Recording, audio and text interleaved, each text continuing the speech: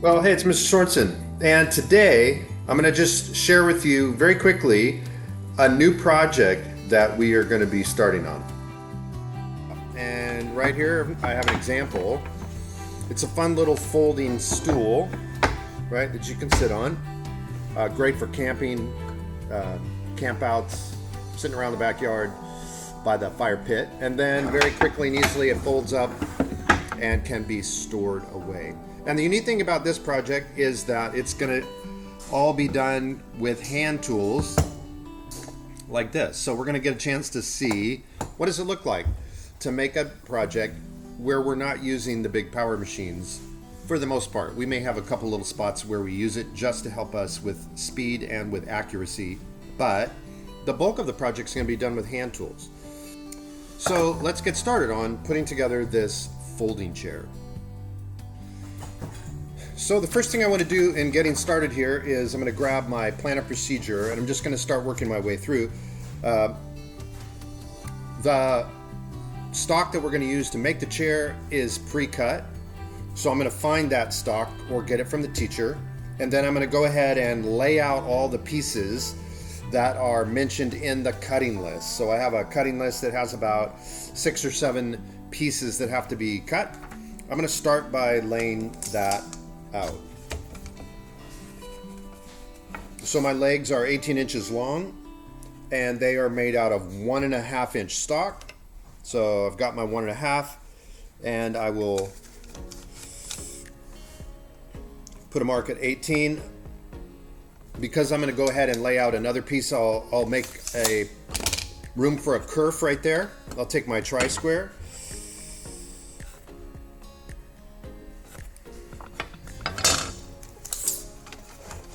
And now I can go ahead and lay out the next leg at the same time.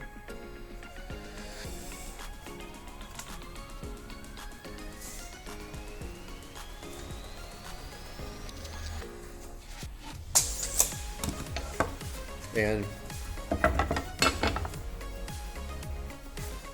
mark that. I'm going to write on them the dimension, 18 inches, and I'm going to write what piece it is, so the leg. And I'll do that lightly so I can erase it off later. So the next piece I'm going to work on is my 1-inch piece. I look on my cutting list and I find that I have 1-inch material. I need 2 pieces that are 12.25 inches long. So I'm going to go ahead and lay that out. 12.25, I'll leave room for the blade, the kerf, and I'll do it again, 12.25.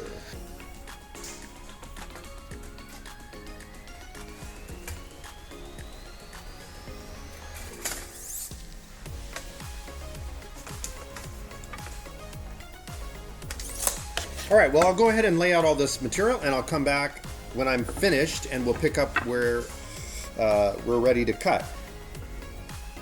All right, well, I'm ready to start cutting and I've got 2 options here. I've got a Stanley number 360A miter saw, or I can also do it with one of these more modern and inexpensive throwaway models of a miter saw. Either way, we're going to cut all these pieces to length so that we are ready to begin the assembly process.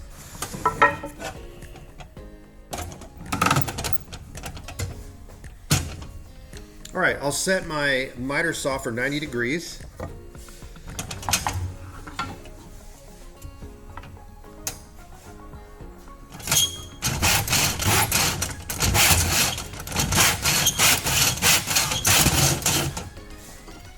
Not bad.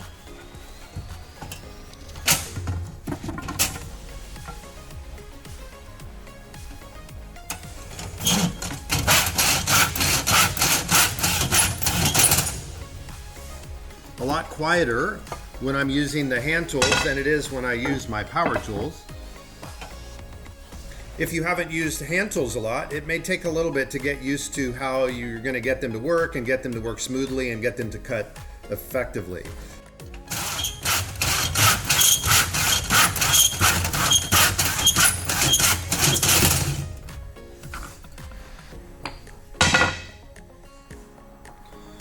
Well, I can also cut my stock using this inexpensive miter box that I've picked up from Harbor Freight. Again, all of these hand tools are going to take a little bit of extra work just to get used to the feel of it, especially if you've only used power tools up to this point.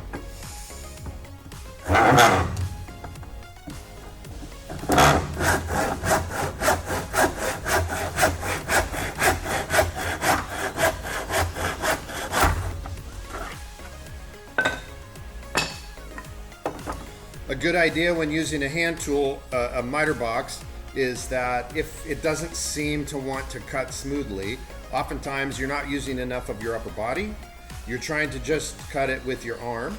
But if I use my upper body, I have a lot more momentum behind the saw, and it generally goes through the wood much easier.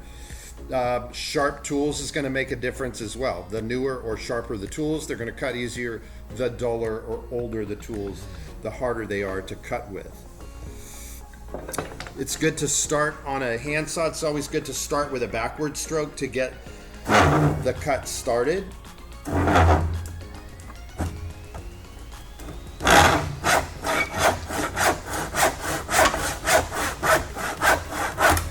And it goes pretty smoothly. All right, well, I'll finish up all my pieces and then we'll get back together and we'll look at the next step of the project. Well, I have my pieces cut. So the next thing I'm going to do is,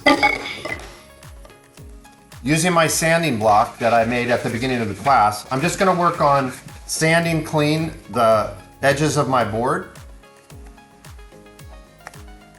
I want to clean up the ends that I cut. Obviously, with a handheld tool, those cuts are going to be rougher than I would have if this was a power tool. I want to make sure there's no splinters on it. I'm going to round the edges slightly, not a lot. I'm not trying to put a big giant radius on there. I just don't want a sharp edge. So maybe something like that on each one of the edges so they just are softer. Make sure there's no dirt. No pencil marks for my original layout line. Make sure the ends look nice and smooth and the roughness of the cut is gone.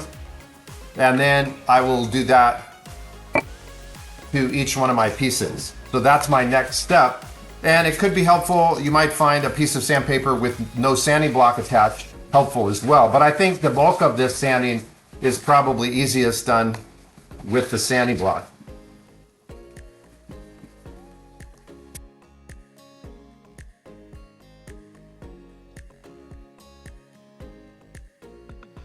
All right, so I will go ahead and sand all these. Make sure they're cleaned up. And then I will come back and we'll work on the next step. Okay, so now with my pieces cut, I look at my seat and I realize that the ends have some different miters and bevels and things like that. So I have created some templates that will help us shape each of these pieces a little easier and faster. So I have a clear plastic template that goes on the seat. I have this template here. That template is for the leg. And then I have just a couple of these so that I could, if somebody else is using the longer templates, I can put that on there and trace it and then slide it down here and trace this in. And it would just let me trace all of these patterns faster. So I have some templates that I would use. So I would start with my leg piece. I'm gonna lay the leg template on there. And then I'm going to trace around the ends.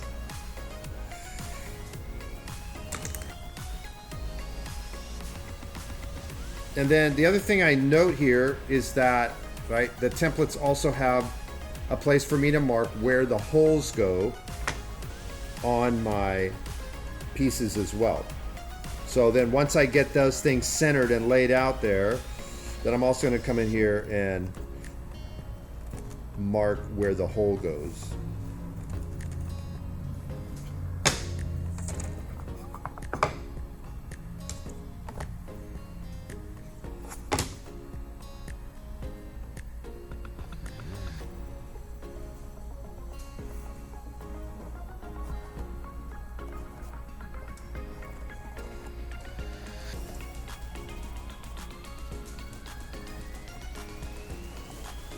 Okay, so I can look at my model, I can use my instructions, but I'm going to go ahead and mark all of the pieces using the templates that need that, and then I'll come back and we will look at cutting them and drilling them. All right, well, the next thing I'm going to do is start working on cutting out all my shapes. And I have several pieces that have a radius on the end. These two pieces will sit like this and swing. So we're going to radius that. And to radius, we're going to need our hand tool version of the bandsaw. So I've got out my coping saw. And I also went ahead and got out some extra blades because that's a likely problem that I could have. I could break these blades. Now, we're also cutting 3/4 inch stock. So coping saws don't always work as well with the thicker material. So having some extra coping saw blades on hand, is probably helpful here.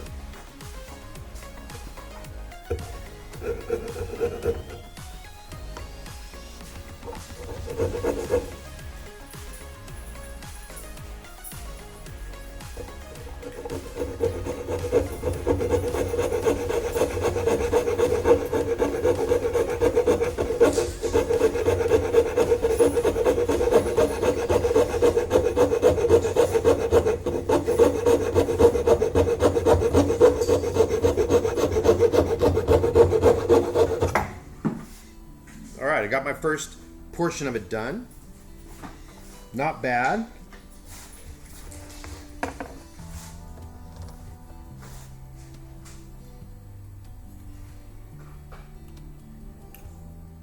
Remember, you can adjust coping saw blades at different angles. So I'm gonna get that so I can come from the other side here.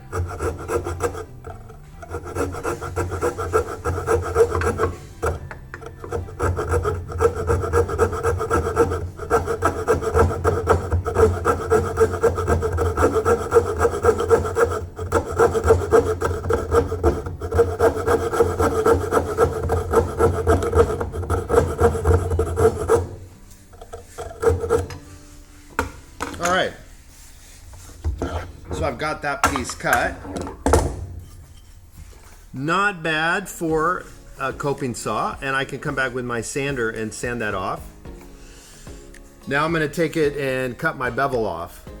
So I'm going to work on cutting my shapes onto my pieces, and then I'll come back and show you how we're going to drill the holes, and we'll have all of our pieces cut. All right, so as I'm cutting my legs, I noticed that the base of the leg has an odd angle. How do I cut that specifically on a miter box like this? The miter box has a 90 and a 45, and that's it.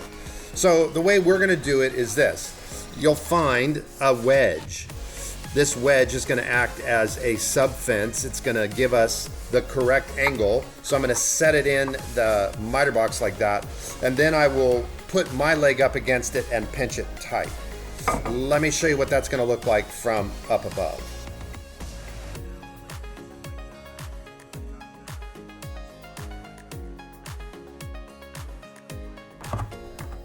It gets the cut at the right angle. In this case, it's asking me the way I have it drawn. I'm cutting it with my left hand instead of my right hand, so I might find that a little bit awkward, but it's working.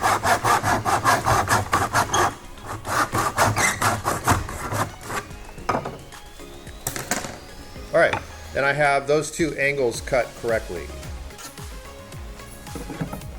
All right, well, I've got my radiuses cut, and so now I'm going to use my miter box to cut the 45-degree or chamfer at the end of the different pieces that need it.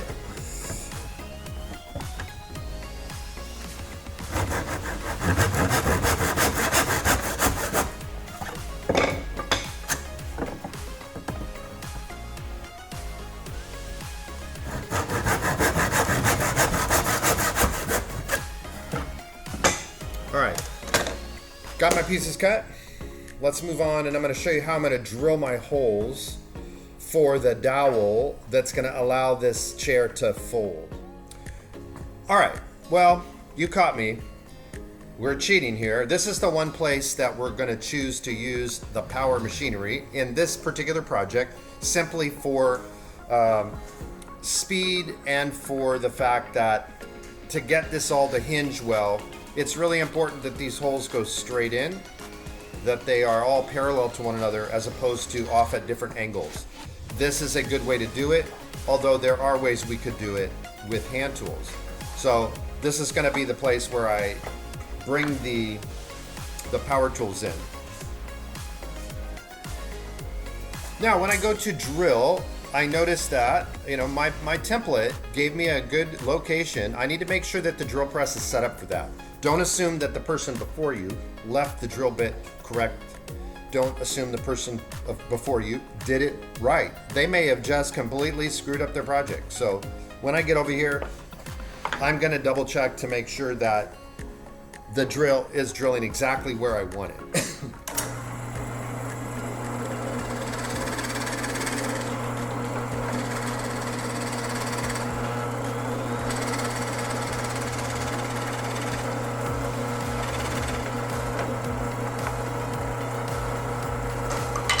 The other thing that's important about this step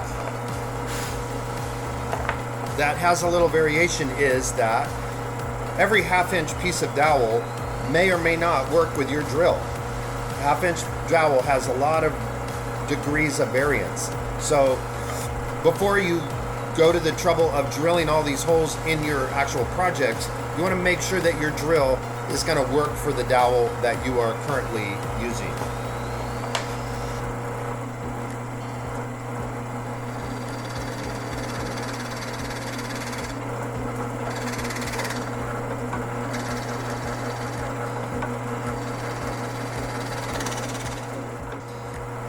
Okay, well, I'll go ahead and drill the rest of these holes, and then I'll meet back up with you, and we will continue on looking at the next step in our plan of procedure.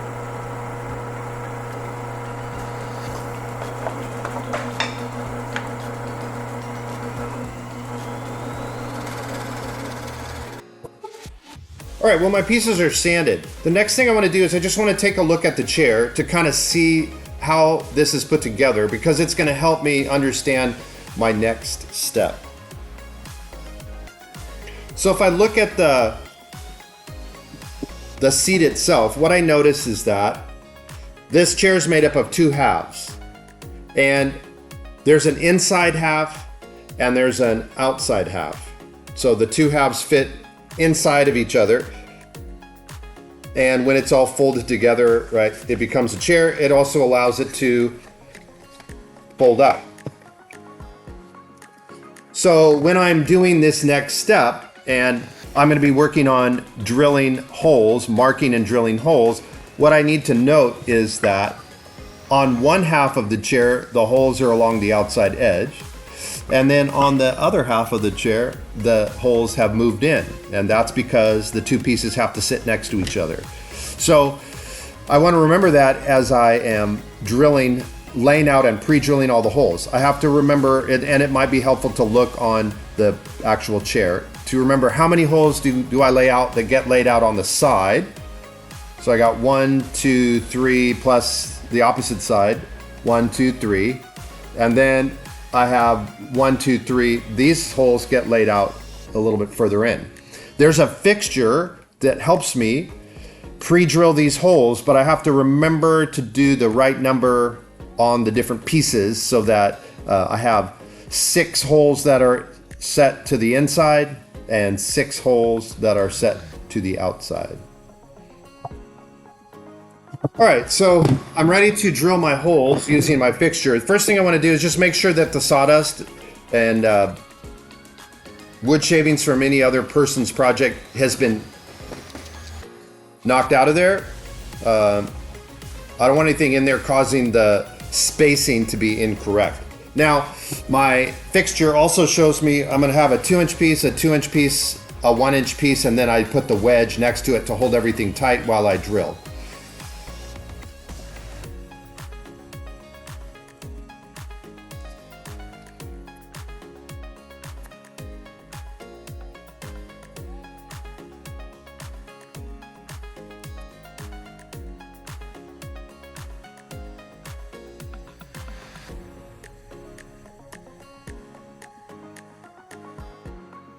All All right, those pieces are locked in there. Now, when I drill,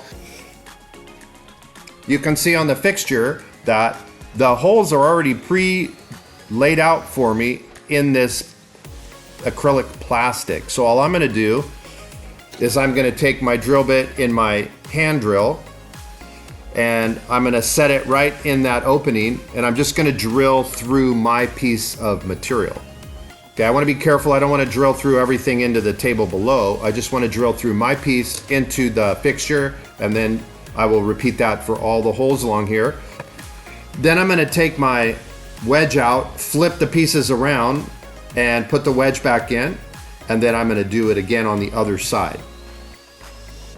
When we make use of a fixture, it's really helpful to make sure the fixture is clamped to the tabletop so it can't move, and then I'm free to work on it and I shouldn't have any problems. We are using sort of an egg beater type drill. This is an old hand drill.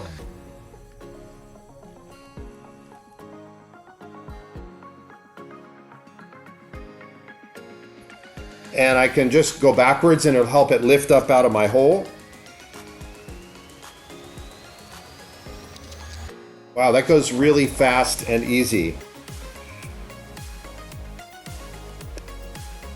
So I'm pushing down slightly. I'm trying to hold the drill steady as I do this.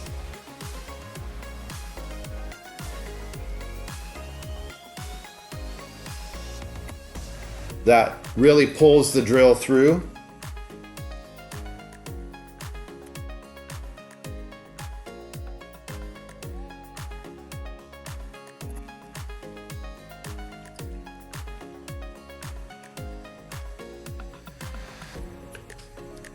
All right, holes drilled. Now I'm ready to take the pieces out, flip them around, put them back in, lock it, and drill again. All right, well, I have several fixtures now. I need to go and drill all the holes in my stock. So we have the red one. These are for the two cross members of the legs. We have two fixtures. The seat, this is the outside edge of the seat, and we have fixture number 2, the inside legs of the seat. So I need to go to each of these. I need to drill the holes, pre-drill the holes in the correct members of the stool, and then I'll be ready to come back and go to the next step.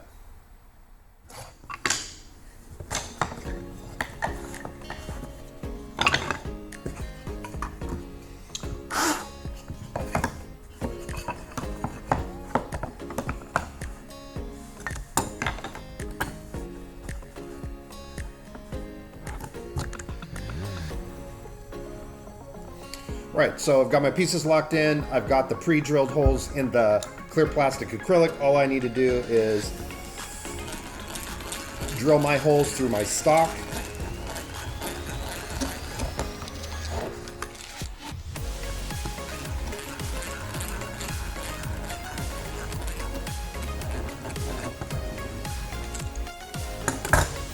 Once I get the holes drilled, I need to flip the pieces around.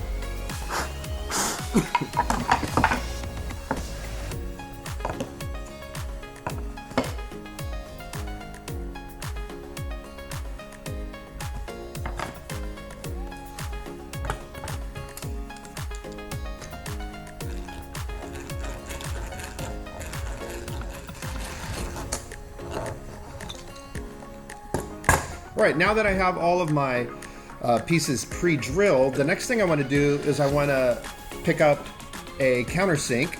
Looks like that.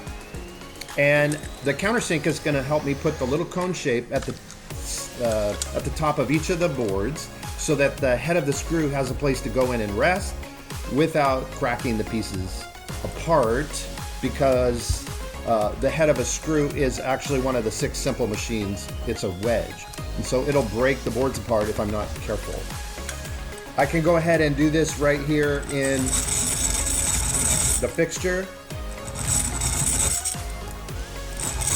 and I'm just going to carefully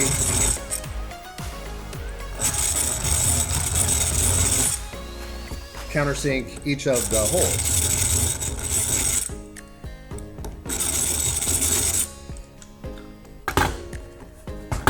Remember, when you're done, you have to flip them all around.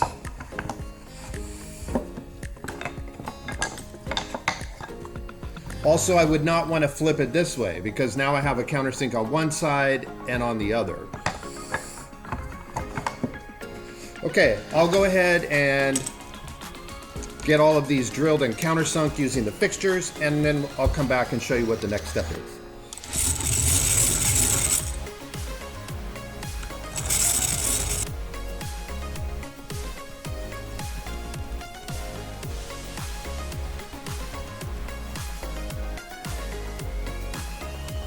Okay, so we are getting quickly through this project to the end, and our focus really has been hand tools and fixtures. So we're going to use a new fixture now. This is an assembly fixture for the seat pieces. I will take my practice pieces out. And now we're going to take the pieces that we were just working on, and I'm going to take the two seat slats and slide them in like that on either side. And then again, the screw holes are in very specific places, so I need to remember what set of screw holes are going to be used here. This is the outer, the larger seat, or the outside seat. So I'm going to take my pieces and I slide them in the holes that they have to locate them, just like that. First thing I want to do is just make sure everything looks like it fits very well, and this does. So now, when I assemble these things, I want to put glue on them before I screw them together. Otherwise, very quickly, the chair is going to become pretty wobbly.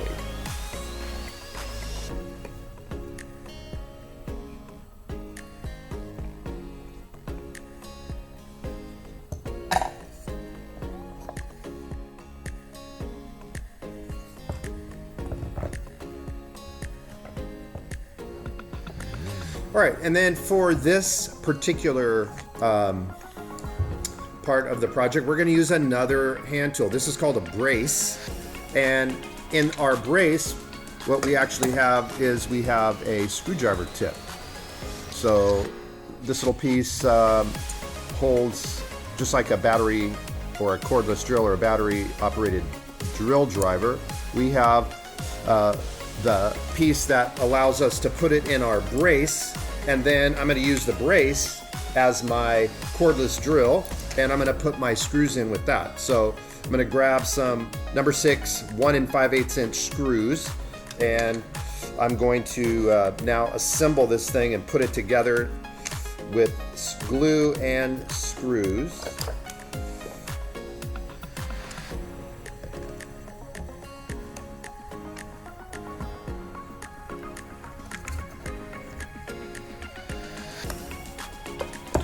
I'll put one over there and get that started. I'm going to go ahead and put one in on this side and get it started.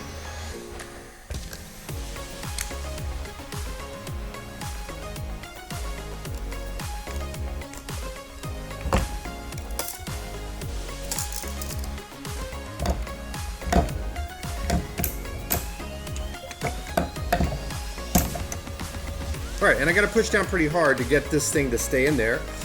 Just like I would with a cordless drill or even a screwdriver. Otherwise, it's going to want to slip in the head of the screw.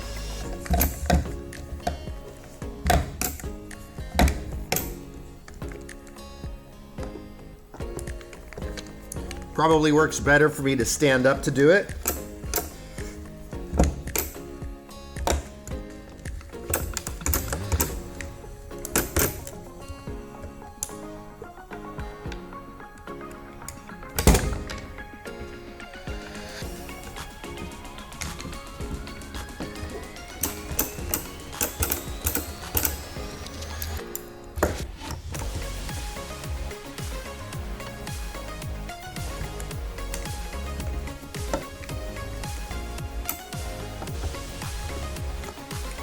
All right, so I'm done assembling my first piece of the folding seat or folding stool. Here's my first seat, and I've got the first half assembled.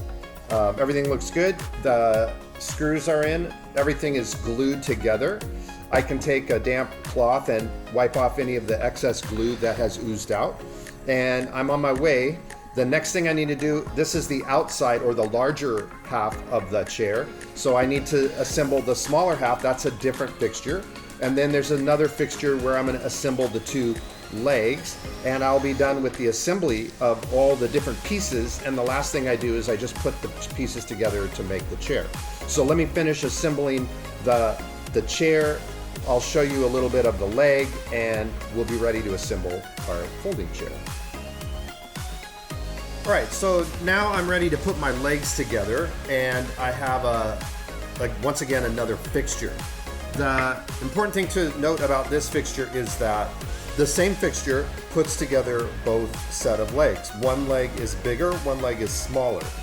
So the main difference between the two is that we have this removable piece that goes into the fixture. So when I make my bigger leg, I take that piece out. I'm gonna put the pieces in there like that. I put the legs in, set my cross member in there, and I'm going to screw it all together with glue. When I'm ready for the second set of legs, the smaller leg, now I'm going to start by setting these two pieces into the fixture, these spacers. And the spacers, you'll see they have a little spacing device on them, and those go against the blocks right here, right here, right here, and right here. So I want to put that spacer against the block, and now I put my leg pieces in there. Now I'm ready to put my cross member on and screw it down. So the other thing I'm going to do when I use the leg fixture in particular, because the pieces are not sandwiched in, is I'm going to clamp them to the outside edge of the fixture as I do this. And that'll just guarantee that everything stays very parallel while I screw the pieces together.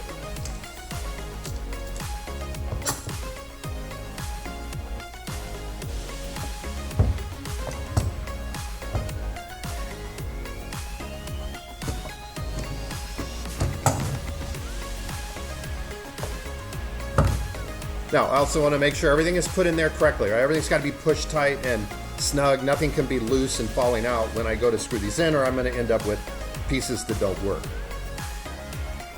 The last little bit that I want to take note of is that on my chair leg, I have one side that has a small miter, small bevel, and then I have another side that has the larger bevel.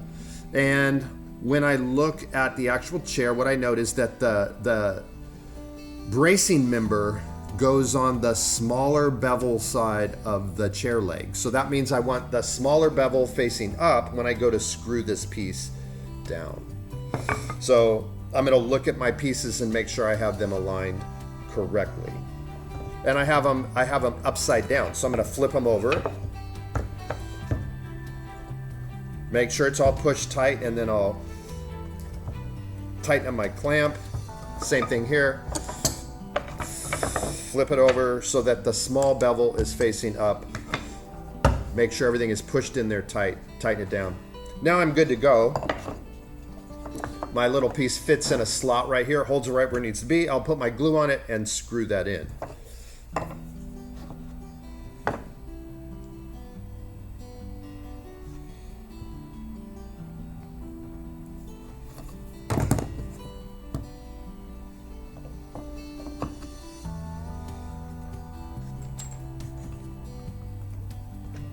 All right, once again, I'm going to use these 1 5/8 number 6 wood screws.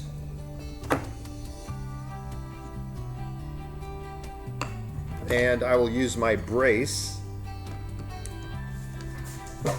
to screw them in.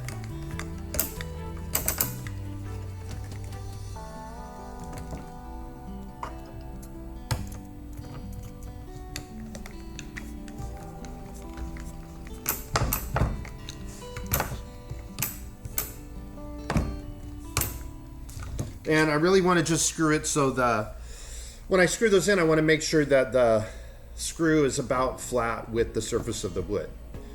Could I countersink it down and then put a plug over the top of it? I could. So there's a lot of variation that I could do here.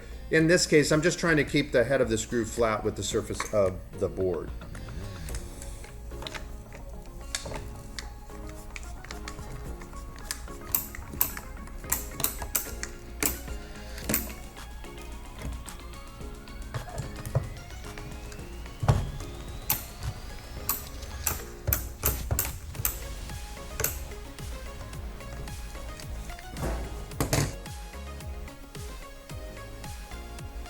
All right, so my piece is put together, pull it out. The goal is that these two pieces fit together without any problem. They should go together like that. Fit snug right in between each other. Okay, so you can see they fit okay. Now, that can be modified without taking everything apart. I could go to the table saw. I could get very carefully cut inside of the bigger piece. I can cut a tiny bit off each side, and then very carefully I could cut a little bit off the outside of the smaller piece. That has to be done with the help of the teacher. The student should not be doing that by themselves. But there can be slight modification. The hope would be that the fixture eliminates all that. That's all addressed and taken out, no problem. You just get them done, they fit together, and you're ready to move on to the next step. We're now ready to go and assemble our chair. So let's go take a look at how we assemble the whole thing.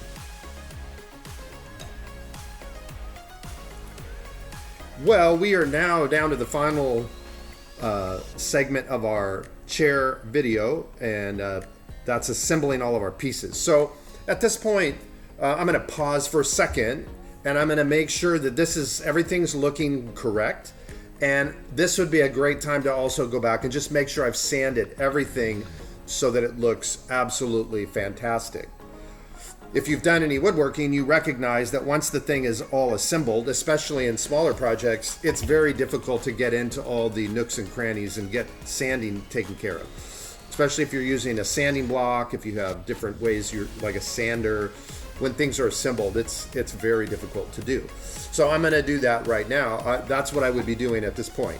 I'm also looking to see if everything fits together. So the two leg pieces fit together.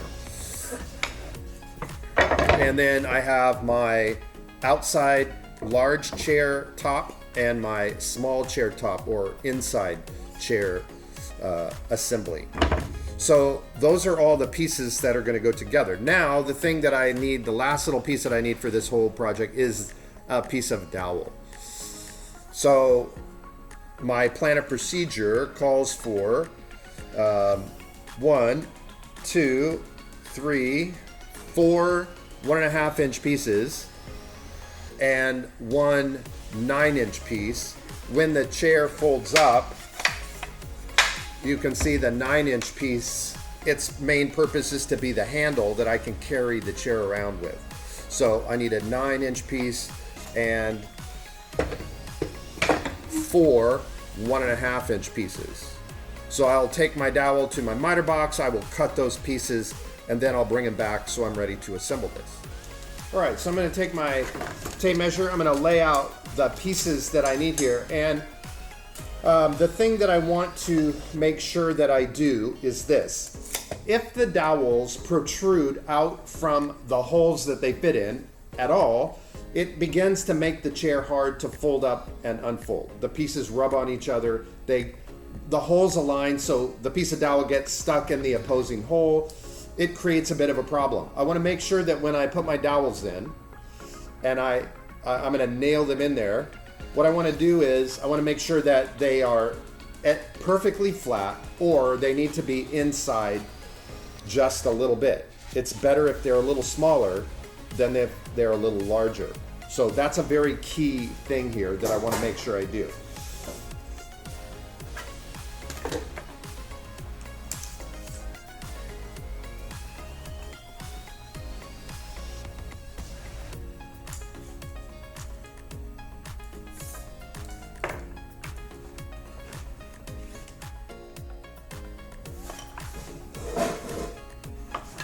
All right, and I can cut these at either of the saws.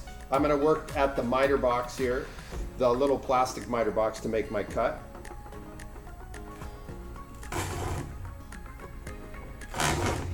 Again, when I start a cut on a miter box using a handsaw, it helps to back up a few times before I start the forward movement.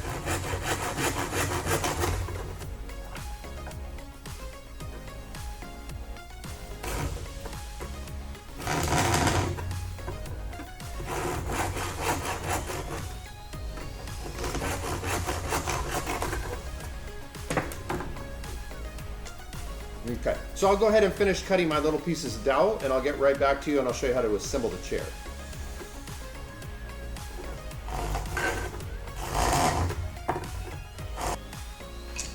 All right, well, I've got my dowels cut, and it's important to note that they may take a little bit adjusting with my sanding block in order to get them to work. Again, it's really important that they don't stick out on the sides. They have to all be exactly perfect or a little bit smaller than the place that they're gonna fit. Now, this is a little tricky. This is a little tricky in putting it together. So, the legs are gonna go like that. So I can stick a dowel in there. And what I will always do before I try to assemble anything is I will put the chair together and make sure I have it and that it works. If there's any adjusting that needs to happen with the legs to open and close or with the seats, I can do that before I start to assemble, right? If I get in a hurry and I assemble it and realize it's not gonna work, it doesn't want to shut, something needs to be fixed. Now I have the problem of having to try to disassemble it. So, so far so good. There's the legs, they seem to go okay. Now the next pieces will be here. There is the small side. It's going to go like that. So that's going to be my 9-inch or 9 1/4 inch dowel.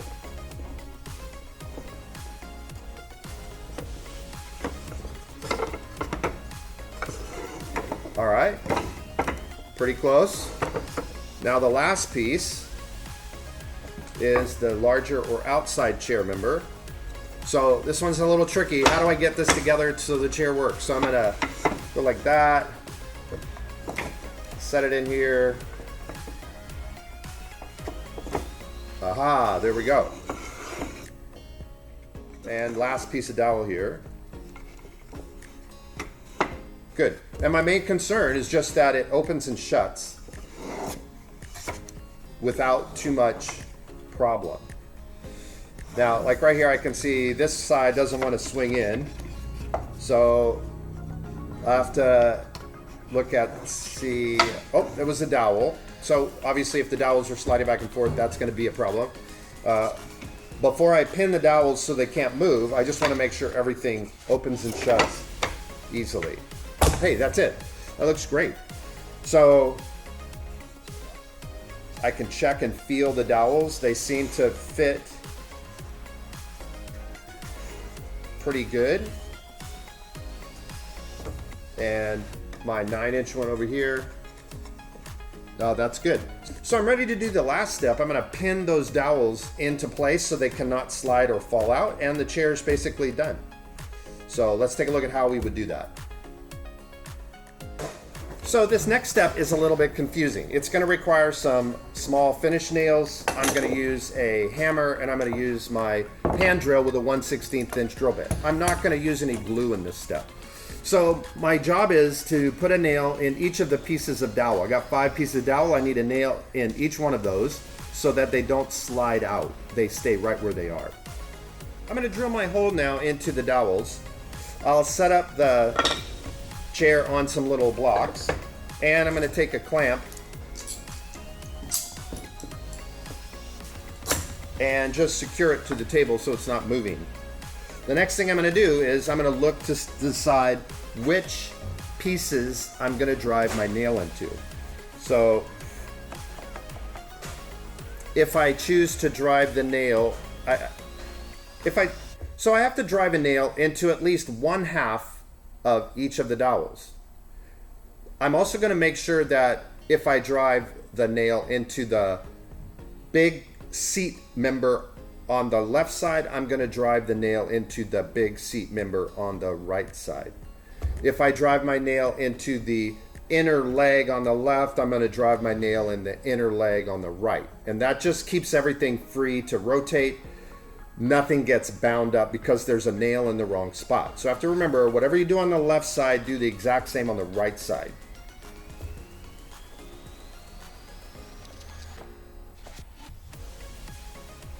So for my 9-inch dowel, I'm just going to go ahead and drive nails into the inner, the small seat member.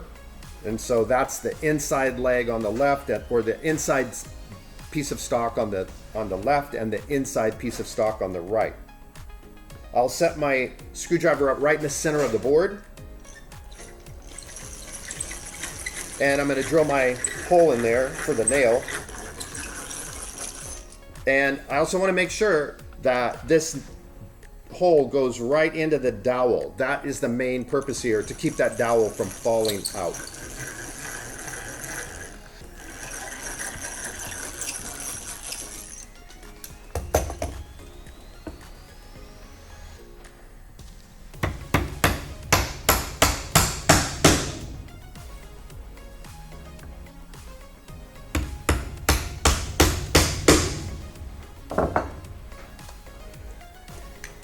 All right, well, I've got the 2 top dowels secured, actually 3.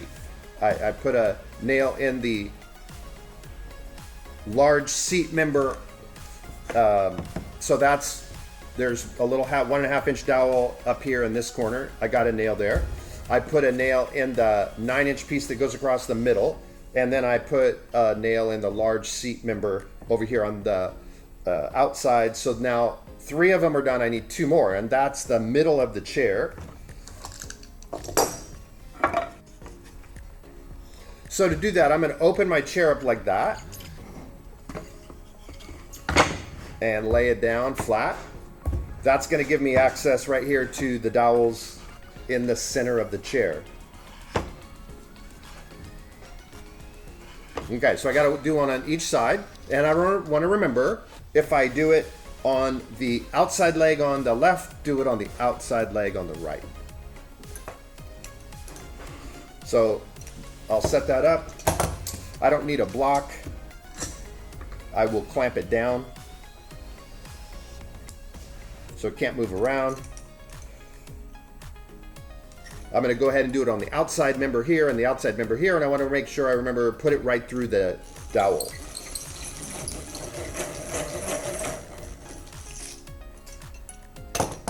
Since I can't see the other one, I'll wait.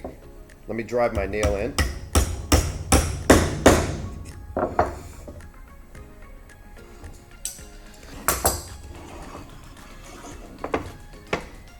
Flip that around.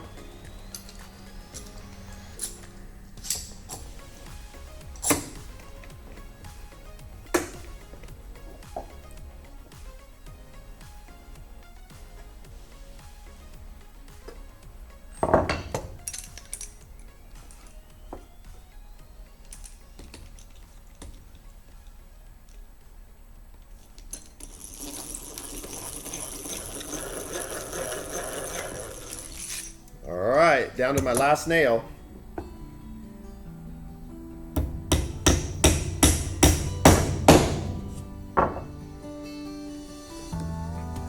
Okay, there it is, my completed chair. And I should be able to open it up, slide it together, sit on it, and fold it right back up and carry it away. Hey, congratulations, you finished the project. Nice job. So you want to make sure it works, make sure no mistakes there on putting the nails in. And then the last thing I would say that you would do now is you can just go back and any dirt, any marks, try to do some final finishing, sanding. If you wanted to put an oil finish or something like that on it, you could. I'm not going to include that in this video, but you could finish it in any way you want to. The thing you want to be careful with all these pieces sitting next to each other is that if you put a solid finish on it, like a shellac or a varathane or something like that, where you have pieces sitting next to each other and you have essentially a glue that's drying, you might run into a few problems trying to open it back up and get it to swing freely. So you just have to be careful when you do that. You could probably go ahead and put finish on all the separate pieces individually, let them dry, and then assemble it later. That's probably a better way to do it if you wanted to put finish on it. But because this is a camping chair, it's going to get beat up and worn in the dirt. I'm not going to put any finish on mine. I'm just going to leave it as is. All right, well, great job. Hope you enjoyed making that project, and look forward to seeing you next time here at Royal High School as we build another project.